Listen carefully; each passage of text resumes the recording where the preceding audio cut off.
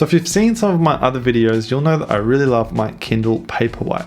So in today's video, I thought I'd share 7 tips and tricks with one bonus tip at the end of the video of ways in which you can use your Kindle that you might not already be aware of.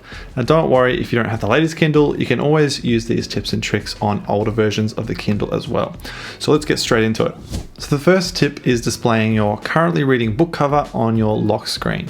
To do this, all you need to do is go to All Settings, then Device Options, then hit Display Cover On. And now when you lock your home screen, the book cover of the book you're currently reading will show up, which I think is pretty cool. On that note, if you're finding any of these tips helpful, leave me a like and subscribe if you're not already. I put out new videos every Friday on how to use tech to improve your life. Now the next tip might be useful if you live in another household with other avid readers and you don't want them to sneak onto your Kindle and start reading your books and losing your spot. And that is to set a passcode on your Kindle. In order to do that, again, go to All Settings, then to Device Options, and then hit Device Passcode. Enter the passcode you want to use, then confirm it, hit OK. And now when you turn the Kindle back on, it'll ask you for a passcode.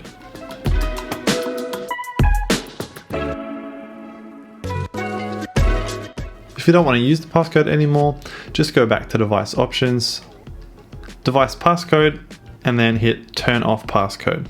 Enter your passcode, and now you won't need a passcode to unlock your Kindle.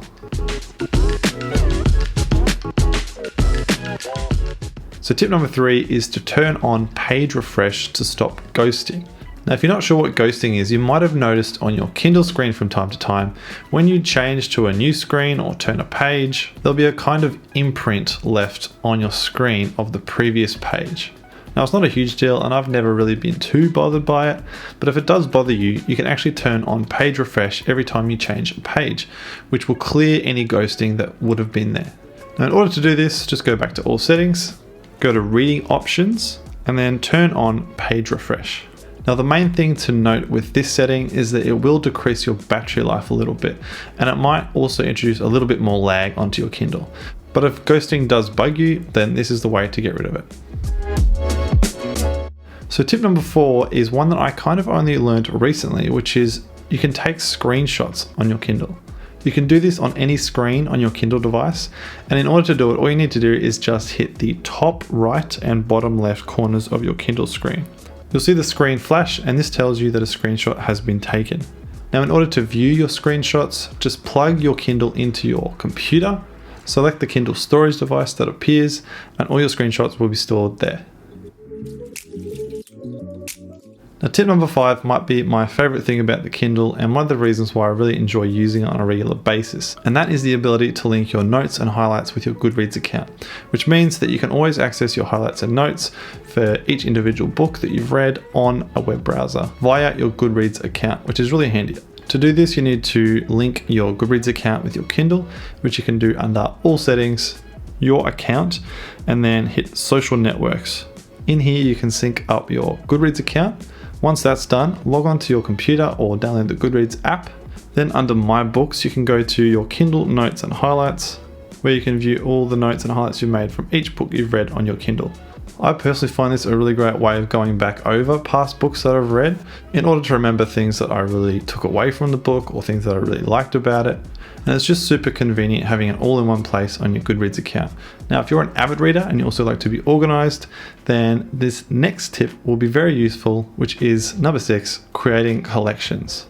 In order to create a new collection, just go to the 3-dot menu at the top right of your Kindle home screen.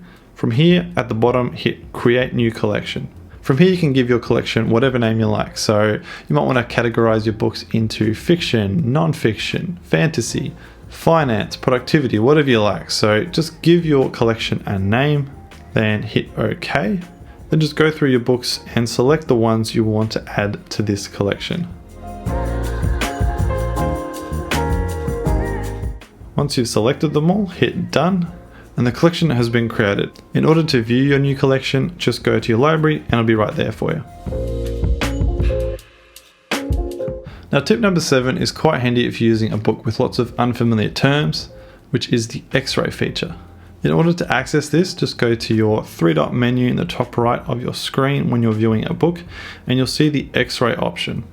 Tap on that, and you'll see a few options up the top. You've got notable clips, people, so people will show you the different people within the book, and also points out where that person is mentioned. You've also got images, which will show you all the images within a given book. And then my favorite part is the terms tab, which gives you a whole stack of different terms within the book that you might not be familiar with, and gives you brief definitions, as well as places within the book where that term is mentioned. Now, it's definitely really handy if you come across a term that you might not be familiar with, or if you just want to get a bit more context of a particular book.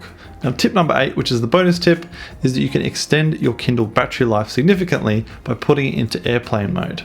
Now, Kindle battery life is already great, but you can make it even better by just swiping down on the screen and then turning on airplane mode in the top left corner.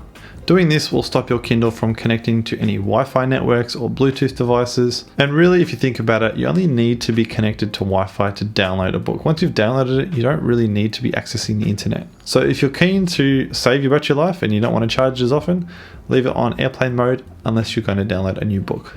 I've got a whole stack of other Kindle related videos, so be sure to check out my reading tech playlist if you're keen for more Kindle content.